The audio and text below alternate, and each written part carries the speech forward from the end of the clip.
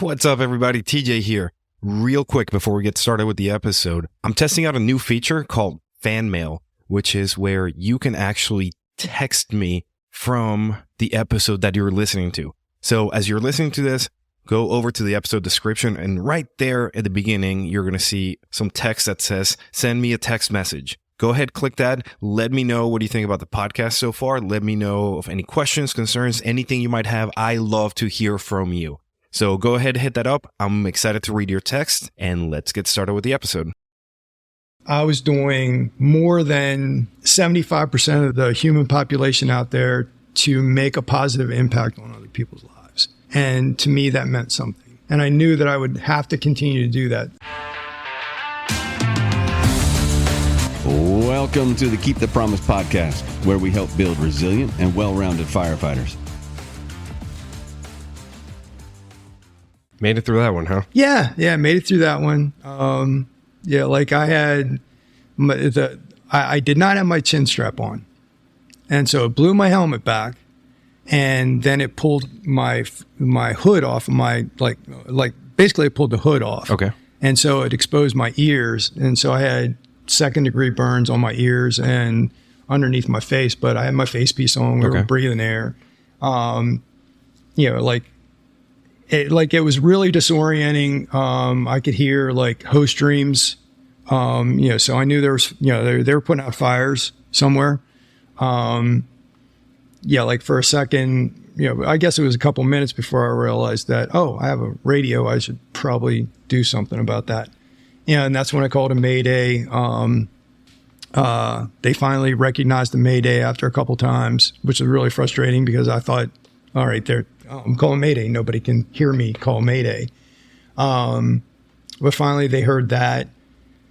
But it was probably about 20 minutes between the time I called Mayday and the time that somebody basically crawled inside Delta in the basement door, and they saw Jay's boot. That's when they physically found us. Okay. So that 20 minutes was probably the longest 20 minutes I can think that I've ever been in, because, you think, if there's fire underneath of us, we're screwed. Like there's no way they're going to know where we are.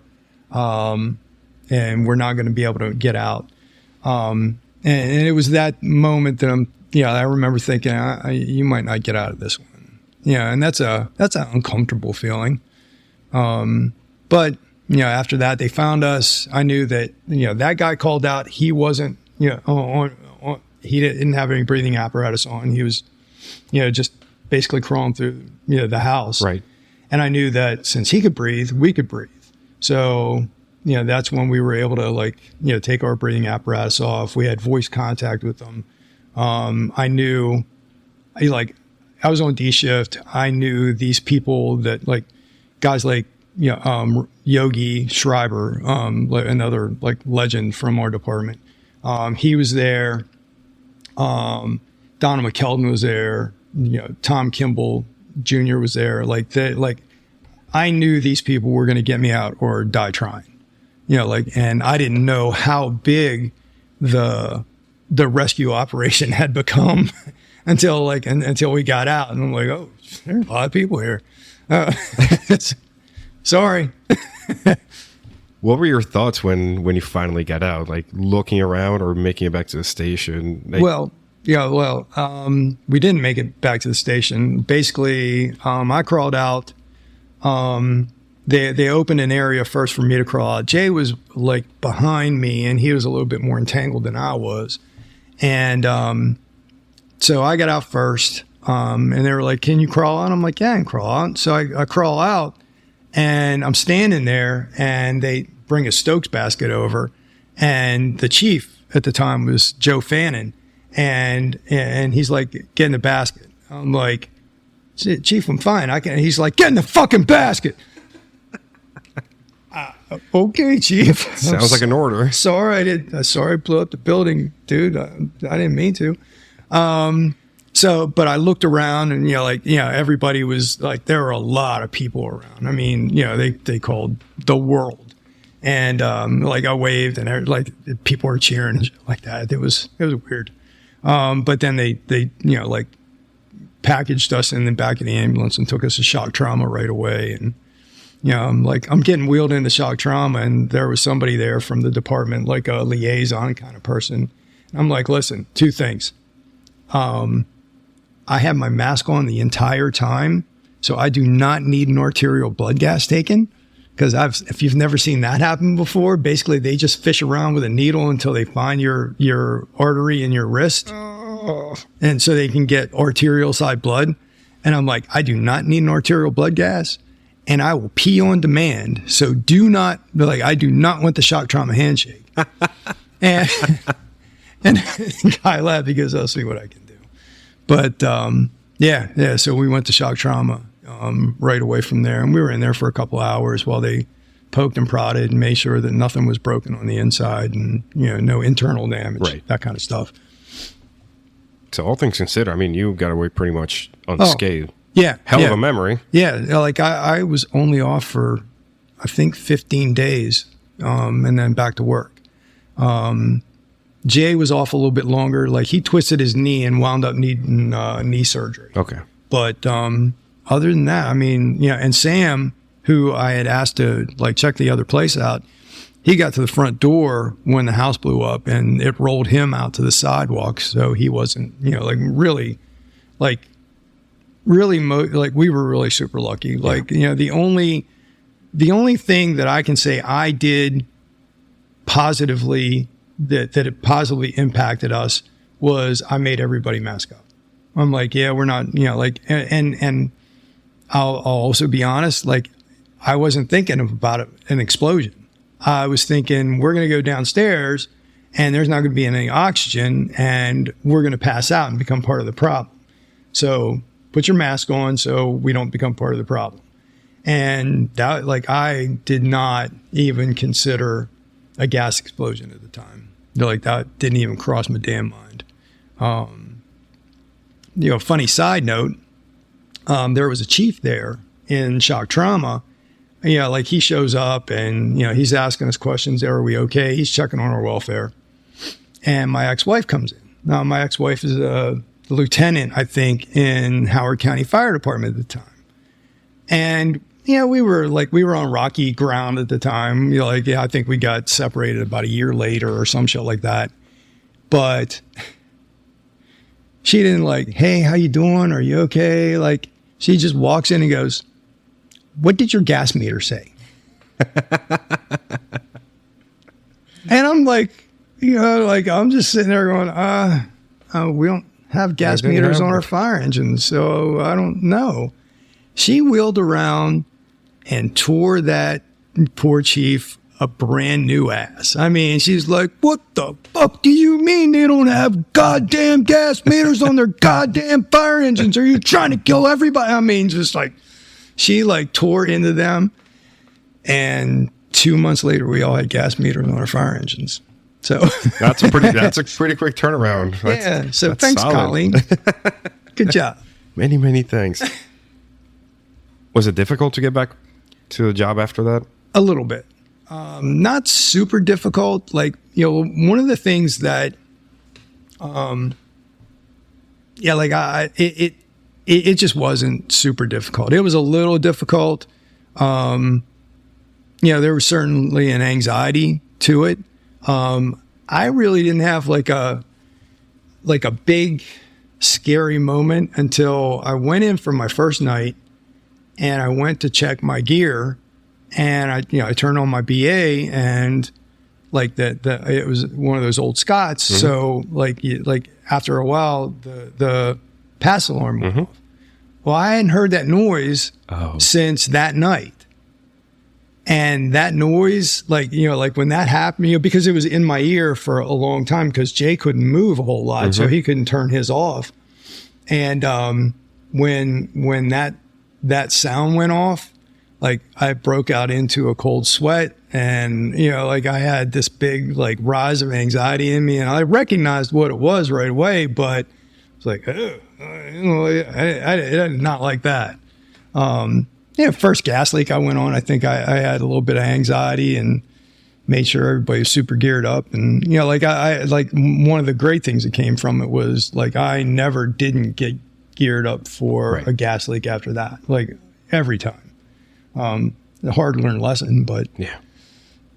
like I said, we were just super lucky. It's just, you know, and I think one of the things you learn after being on this job for years and years and years is like shit's random. Like, you know, I'm sure you've been on car wrecks that didn't look like much and there's a dead body in the car. Or you're going on one that looked like the car was mangled and, they walk away from it. Mm-hmm. Life is, you know, like I look at life as random as fuck. And, you know, like we were just lucky that night, you know, like one time to go. Yeah. So I'm like really, really happy about that. But yeah. Man, you've been dodging death at every turn. Were you working the night of the snowstorm and the big fire at Station 6? I was working at Station 16 that night. Okay. Yeah. I was day work. So I decided to sleep at the firehouse instead of drive home. And like in the middle of the night, they get hit because it went to like, I don't know, 3 or 4 alarms or something like that. And so that, you know, that engine got hit for it. And I kind of woke up and like, I listened to the address and I was like, nah, that's not it. Went back to sleep. And like in the morning, I woke up to a text message from my son. He's like, hey, is your firehouse on fire? I'm like, holy shit, that was real. Yeah. You're like, I didn't just dream this. Like, shit. Yeah, that was awful. It was just heartbreaking. But, you know, again, the captains from Station 6 all pulled together. I think they were operational by the next night. Like they found a place for the fire engine and the ambulance and a place to put cots. And they were operational literally the next night. That's incredible. Yeah. That's quick. Yeah. And like they weren't operational from that firehouse. Mm-hmm. I think they were operating out of Eastern Votech, you know, so, you know, which is down at Turner Station. But, yeah. Still protecting the neighborhood. Yeah. That's awesome. Badass. That is awesome. Like those guys just, you know, like I said, I can't say enough about how much they had their shit together and how good they were. Yeah. Yeah. They're just amazing. And that's the station you retired from, right? It is. Okay. Yeah. I started there, and then when I made captain, I went to 17 for a month. Yeah, you didn't like special operations? Yeah, it wasn't my thing. Plus, I mean, like, I don't know, like Baltimore County is a big county. It's like 600 square miles. There are 25 paid stations, 29 volunteer stations. And like, if you don't work in the 1st Battalion, most of my career, I spent in the 3rd Battalion, some of it in the 2nd Battalion, but, at Station 17, I didn't know, like, we get a call, I don't know if we're going right or left out of the firehouse. And you don't know how much value that has until you don't know where you're going. And then you're like, oh, shit. You know, like, I have no idea where I'm completely dependent on that driver. You know, and if he takes a night off, I'm really fucked. So, yeah. So I was there for a month and a half, and then a spot opened up at 6 on B shift. So I went there for a little while. And then again, I'll keep saying his name over and over, but Tom Kimple Sr. They were getting ready to promote him to battalion chief, and he was the captain at 6D. And he and I worked together on 6B shift. Yeah, he's just like one of those people that, you know, he was always on my speed dial if I had an issue that I wasn't sure about. And he and I talked, and he's like, listen, I want you to, you know, like, do me a favor and keep your transfer in first for 6D shift. And he's like, I want you to take my shift over if you're cool with that. And I'm like, you know, what an honor. Right. Yeah. If somebody you like, you know, for somebody you like, you respect that much to tell you that, you know, they want you to be the next captain at that shift. Like, that's not something you say no to. You happily do it. And so I went to 6D shift, and that's where I retired from. Okay. Now, before retirement, now we have to dig into another. It was before retirement, right? Your diagnosis? Oh, yeah. Yeah. It was at the end of 2020, around Christmas time or something like that. I guess it was November-ish. I had a dizzy spell at work, and it was right after we lost Missy Schuler. She died of a brain aneurysm. And so, I had a dizzy spell. That gave me a lot of anxiety. And I was working that night. So I went to my paramedic. I'm like, listen, I don't feel right. And so she hooked me up to the monitor, like, yeah, I think you need to go to the hospital to get checked out. I'm like, I really don't want to. She's like, I really think you need to do this. Your heart rate's real high, your blood pressure's real high. I'm like, okay. So I go to the hospital, like they do a bunch of cardiac testing. That's all fine. My anxiety level goes down, my blood pressure goes down, all that shit. And the last thing they did was, they did a CT scan to make sure that I didn't have any brain bleeds. And they're like, oh, it's optional. But I'm like, yeah, let's do that. So they did it, didn't find anything, sent me home. 8 o'clock next morning, they're calling me back. Listen, one of your lymph nodes is a little enlarged, and we're concerned about it. We made you an appointment at an ear, nose, and throat doc, and we want you to get checked out. And subsequent testing after that found out that I had squamous cell carcinoma at the base of my tongue. So I was off. I started treatments February 17th, maybe. Yeah. I think it was February 17th I started treatments. Did 7 weeks of chemo once a week and radiation 5 days a week. And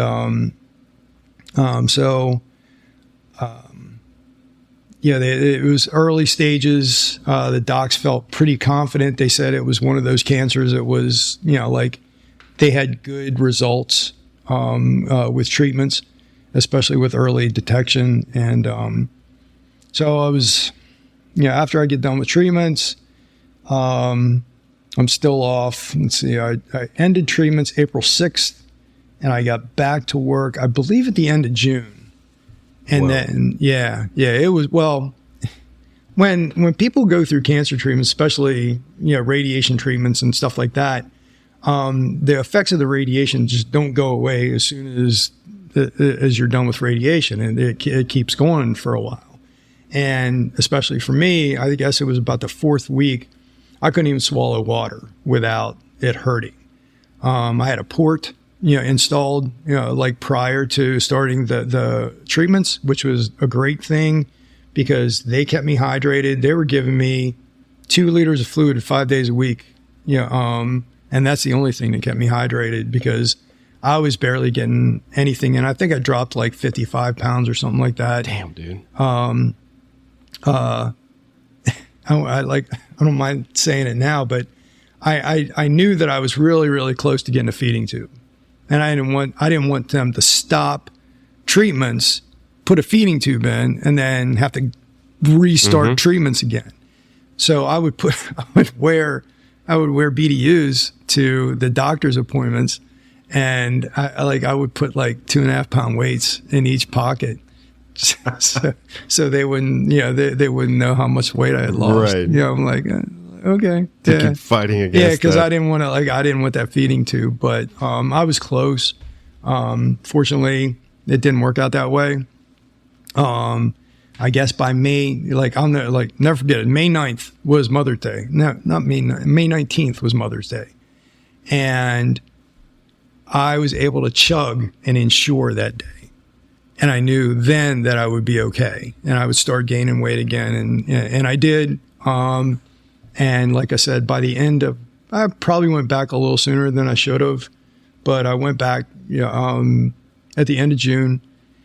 And then I thought, all right, well, I'm going to, stay with my plan of retiring, on October 1st. And that, I'm like, that'll give me 3 months with my guys. That'll be plenty of time. And it wasn't, it went by really, really fast.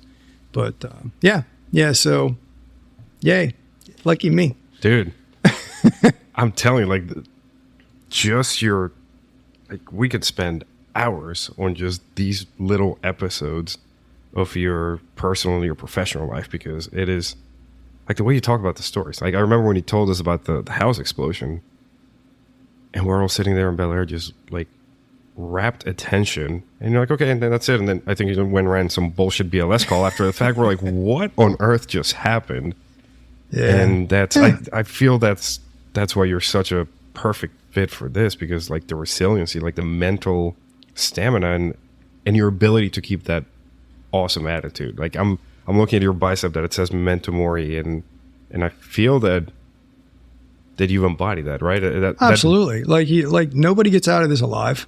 You know, like, you're like nobody, you know, and the only thing you can do is squeeze as much good out of the time you have here. Like that honestly is the way I've looked at it for a really, really long time. Even before all this stuff, I thought I thought I had a pretty good grip on that kind of thing before, but these things just, you know, like they just solidified that, like the great thing about, one of the great things about our line of work is it gives you perspective. You see every day how quickly this can be taken away from you. And, so you either like are really pissed off about it, or you go, all right, well, I'm just going to live my life as best I can, because nobody gets out alive, and that was probably shaped in me early, throughout my life anyway, because when I was 11, I have a brother who drowned. And I watched my mom, have to go through all that shit. And then when I was 30, I watched another brother of mine die of cancer. It's that, along with the job and seeing it every day, you just go, okay, well, this is, that nobody gets out, unscathed. And, you just gotta embrace,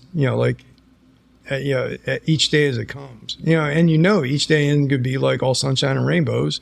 I went through a divorce, and, the loss of my brothers and, stuff like that. I mean, life is gonna throw shit like that at you, and you just gotta go, when I went to, I'm a strong believer in counseling. And so I went to marriage counseling first, and then, individual counseling to the same guy. And he's like, listen, one of the things that you have a very, very strong capacity for compartmentalization, which, is necessary in our line of work. Absolutely. He's like, just be aware that you never know when all your compartments are going to be filled up. I'm like, I do not like talking to you right now, sir. That'll be enough out of you. But yeah, I think that compartmentalization helps me a lot. I don't know about resilience. I mean, I don't. Yeah, I've had moments where I didn't feel very resilient at all. But I just keep moving forward, and I believe that's all we can do. Absolutely. Hey friends, I want to take a quick moment to ask you to support the show by leaving a rating and a review on your favorite platform. Your support means the world to us, and it helps spread the message to even more people. We've gotten thousands and thousands of listeners, and those high ratings help our show become more discoverable, allowing us to reach even more listeners and make an even greater impact. So, if you've enjoyed what you heard so far, please take a moment to leave a rating and a review. It only takes a few seconds, and it makes a huge difference. Thank you so much, and now let's get back to the show. Let's talk about retirement. Okay. So, you said that those months were not enough with your guys. What were you doing leading up to that end of service date? That that's it, I'm out, I'm walking away type thing? Well, 2 years before I retired, I knew that, I had a target date, and I knew, I kind of knew when I was going to go. I knew it was starting to get to that point. There were things that were like little, I don't know, like little signs that were telling me, all right, you know, you might want to consider, like, you've had enough. You know, like one was when I first started in my career, going medical calls, cardiac arrest, whatever, the cries of the anguish from the family members and stuff like that, I never heard it. Like, it was just background noise that I just blocked out. And as I got closer to the end of my career, the last couple of years, it stayed with me. Like, I would hear it, like I would get back from the call and it would play over in my head, or, you know, I would hear it in my sleep and stuff like that. That, you know, that made me go, yeah, that, you know, because there's nothing you can do about that. You know, it's really sad to watch somebody lose somebody they love. So that was one of them. Another one was, I started being kind of, I won't say cautious, because, like, I trusted my guys. You know, my last shift was as awesome as my first shift. They're like just a great bunch of people. But I started, that idea got in my brain and kept me awake at night, that I had gotten along this far without losing somebody, or having somebody, like, grievously injured or killed under my command. And I mean, I've gone to, you know, like, firefighter line of death funerals, and one of them was Mark Falkenhand. I worked with Mark. He and I worked on the medic unit together, but he wasn't my responsibility. These guys are my responsibility. And like, how much longer do I want to keep, you know, like, Rolling the dice almost. Exactly. Yeah. How much longer do I want to keep taking the chances that I'm taking? And those were the things that kind of made me go, all right. Then the cancer thing came along, and that kind of expedited it a little bit. Because, you know, I knew physically I wasn't, you know, as strong as I was, you know, a couple of years before that, you know, like, and I never wanted to be the weak link on the fire ground like that. That was one of the things that I never wanted to be. I feel like I have to throw a timeout in here now because they can't see you right now, but I want the listeners to know that you have always been in a shape that you have shamed all of us. I'm talking even 20 years ago and to this day, we're like, damn, like, Dave's got a few years on me, and fuck, he looks way better than I do.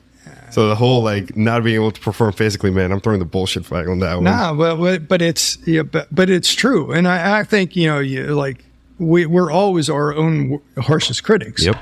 But at the same time, you know, like, I knew what I could bench, you know, 8 years ago, as opposed to what I can do now. Like, it's not there now. Like, reason would tell you, okay, well, you're 61 fucking years old, dude. Like, you're not going to be able to, like, throw up 300 pounds plus, you know, like, yeah, you're just not going to be able to do that. So those were things that kind of, you know, pushed me to that. Now, a year before I retired, I started talking to a counselor once a month because I knew how difficult this was going to be for me. I love the job. I love the people on the job, most of them. 90%. 90% of them. But I knew it was going to be difficult. So I started going to counseling just because. And I think it was a good thing. It hasn't been as emotionally difficult as I thought it was going to be. I thought it was going to be way, way tougher. But so far it hasn't been. Like, I don't know, maybe, you know, like maybe a month from now, like, it'll hit me. But, you know, as of right now, like, it's been okay. I do keep, like, my hand in the fire department. I'm still part of the peer support team. I joined that about a year before I retired. And I wanted to do that because I knew that I would still need a way to serve. Like, one of the perks of the job that a lot of people don't realize is this job makes you feel good about yourself because of what you do. It makes you like the person you see in the mirror in the morning. And you don't realize that the first couple of years of your career, you're just like, yeah. But it actually does. Now, some people doesn't, some people don't feel that way. But for me, I knew that I was doing more than 75% of the human population out there to make a positive impact on other people's lives. And to me, that meant something. And I knew that I would have to continue to do that. And I get a little bit of that from being on the peer support team and being there for people. Because like you said, we talk better amongst ourselves than we do, somebody that understands the business, as opposed to, I remember going to one counselor years ago, and she just asked me about my night.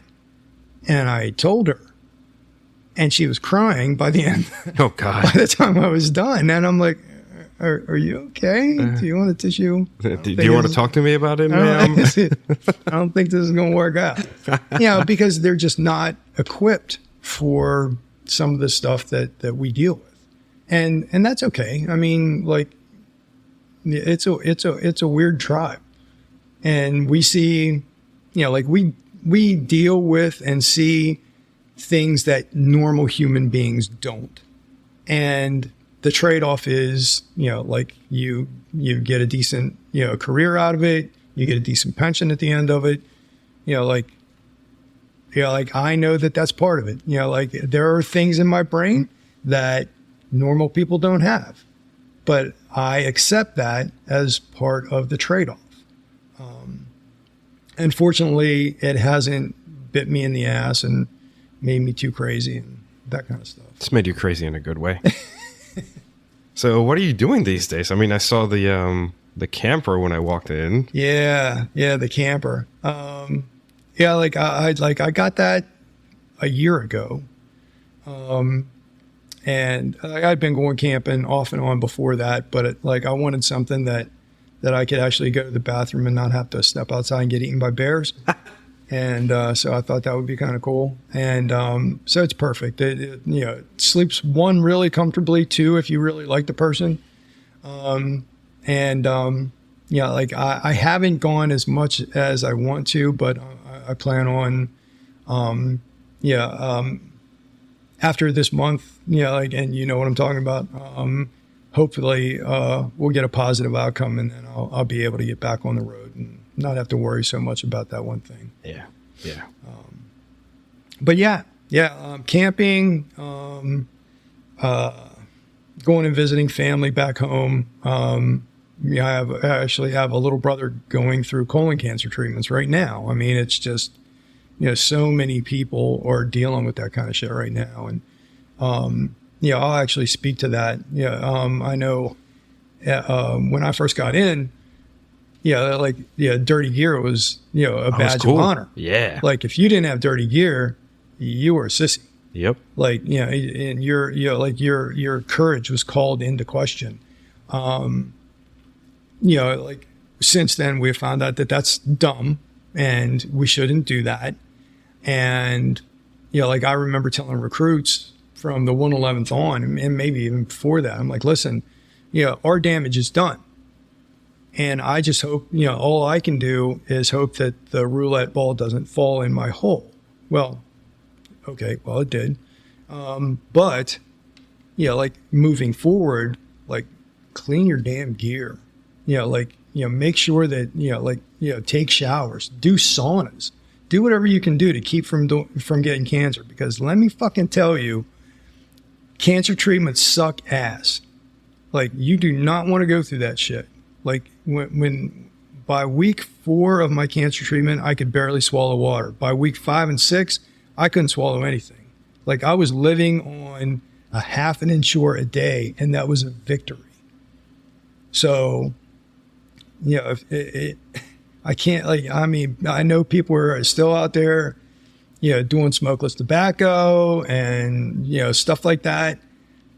You do not want to exacerbate your chances of getting cancer. Now, I would enjoy a cigar every once in a while. And I'll still maybe do that once every couple months, because I know once every couple months isn't going to make that big of a difference. Right. But, you know, if you're doing a cigar a day, like you might want to rethink that shit. You know, if you're like going through 2 cans of Skull a day, you might want to rethink that shit. If you think dirty gear is cool, you're a dumbass. Like, I don't like, you know, like you're not cool. Don't, it's just not. And it ain't worth getting cancer because cancer blows. And we're such an at-risk population within the fire service. Absolutely. Because, you know, finding out the PFAS in our gear. So now not only, even clean gear can give us cancer. Right. Our horrible sleep schedule, our horrible sleeping habits. Yep. I mean, we're at the point that almost like the carcinogens on scene are the least scary ones as opposed to everything else that we deal with on a daily basis. And why not tip the scales in our favor by doing all the right things that we can within reason? And I exactly within reason. Like, I don't think, like, I think you can design a fire engine to don't get me started, to not hold on to carcinogens, but not be clean cab. I'm like, I'm not a clean cab fan. Sorry. Like, dude, don't apologize. But I think you can still minimize that shit by like getting a shower or, you know, like doing wipes after the fire, because like you have those like the shit that is being put off by all this plastics, you know, that are in houses now. Like that stuff gets into your turnout gear. It gets into your hood. That shit's around your neck. That's a very vascular area to begin with. It is soaking up that stuff. When I first got in, I remember like going to fires and, you know, like 2 days later taking a shower and still smelling smoke coming off of me. You know, so that's the kind of stuff that you need to get rid of. And so I think taking common sense approach to it is important. And you know, just, you know, like, it's like, do the right shit, you know, do the common sense stuff, minimize the impact it has on you, you know, and move forward with it. Like, don't take unnecessary risk if you don't got to. Yeah, because there's a camper at the end of that career with your name on it, so you can go explore the country. Like, seeing like really cool shit. Like before I get the camper, I just slept in the back of my pickup truck, and you know, because I set it up for camping, and I don't know, I think I went like 4,000 miles or something like that. I went out to through Kansas, Colorado, into Utah, like, you know, saw like Moab and Arches and Bryce Canyon. And, you know, like I was really glad I had sunglasses on at Bryce Canyon, because I like walked up and saw that, you know, amazing vista. And like, that's when it hit me that like how lucky I was to be there, you know, to be able to see this shit, you know, like start bawling like a little girl. So, I mean, but yeah, that's okay too. Like, I'm a very emotional person. I don't care who knows it. Like, if I'm happy, I'm going to be happy. If I'm sad, I'm going to cry. And if you call me a sissy for that, I don't give a fuck. You know, like the great thing about being 61 years old is I don't care what you think. Yeah. And that is such a powerful frame of mind that I hope every listener who's paying attention to this takes, and they try to also teach their people, is that at the end of the day, it doesn't matter what other people are thinking. They're dealing with their own battles.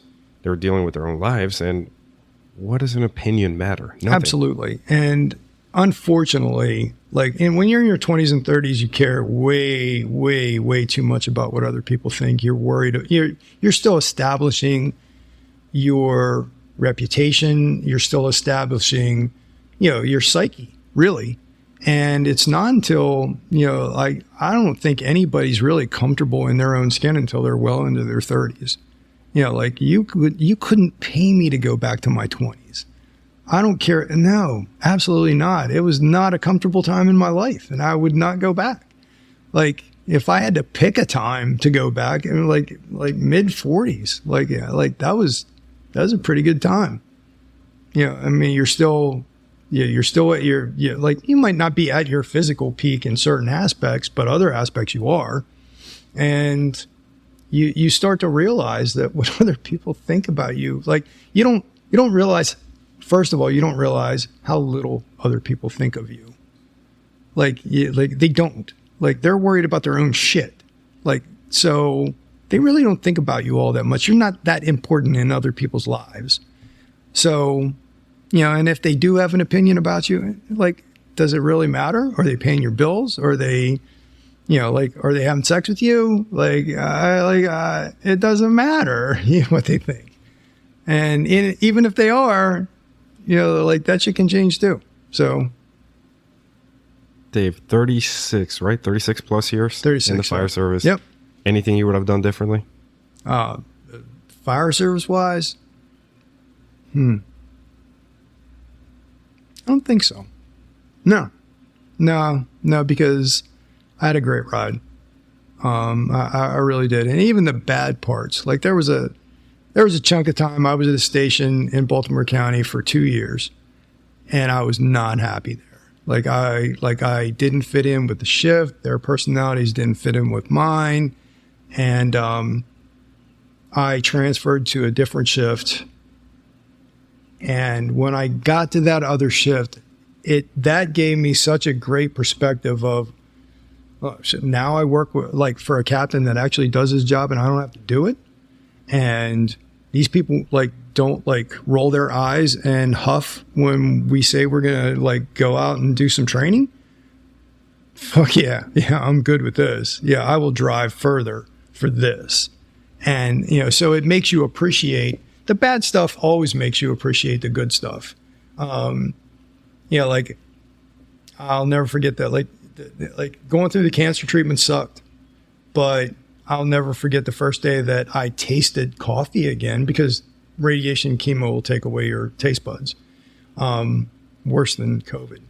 And so I would make coffee every day when I started being able to drink it again, but I couldn't taste it. It was just it just didn't taste like anything. And then one day I could actually taste it, and again, tears of joy, this, things are going to be okay. So you those bad sections of your life give you perspective of, all right, well, this is better. It makes you appreciate the good shit way, so much more. I love it. One last parting question. What's one failure that you cherish the most? I say I wrote a note down. When I took the lieutenant exam for the first time, I didn't make lieutenant. They eliminated, I don't know, the new contract eliminated 23 lieutenants or something like that. And I didn't make the cut. And I'm really happy that didn't happen right away. Because I was able to one, gain a little bit more knowledge, gain a little bit more experience as the senior. I was still a fire specialist. So, I got to the point where, I had the respect of my officers that they would, I would go in and they were like, what do you got and what do you need? That's big. That's when all right, these, that they trust your judgment, that, what do you got in there? And you're like, yeah, we got this, and this, just give me this. And they're like, okay. And to gain that trust from your officers is huge. And it gives you a great big boost in your confidence. And I don't think I was ready, or as ready as I thought I was. Everybody thinks they're ready, especially, when you're young, you don't know what you don't know. Right. You think you know everything, and you wind up, it's not until years later that you realize that you don't know shit. I would tell everybody, I did that shit for 36 years and I still don't know everything. There's a lot of shit I don't know. And I'm okay with saying that now, but it takes a little while to be, first of all, to have the confidence to say that Yeah, like it takes a little bit Yeah. before you can do that. But I didn't know what I didn't know back then, and I'm glad I didn't make it then. So yeah, I would say that.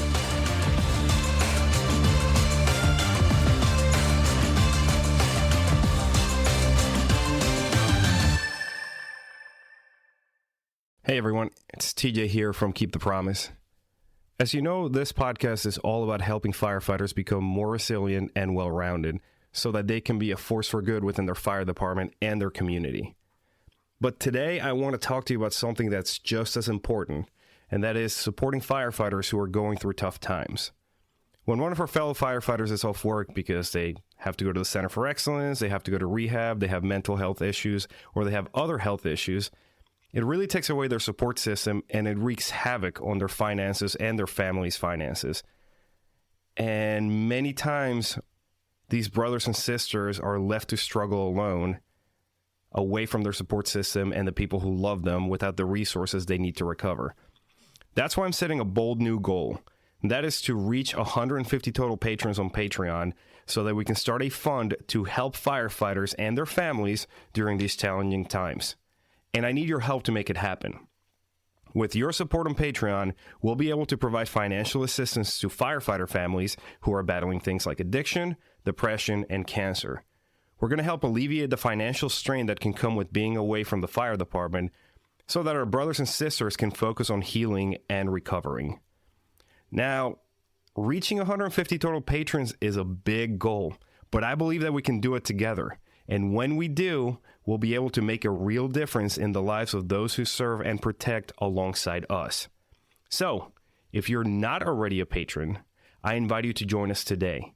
Head over to joinkeepthepromise.com and sign up today.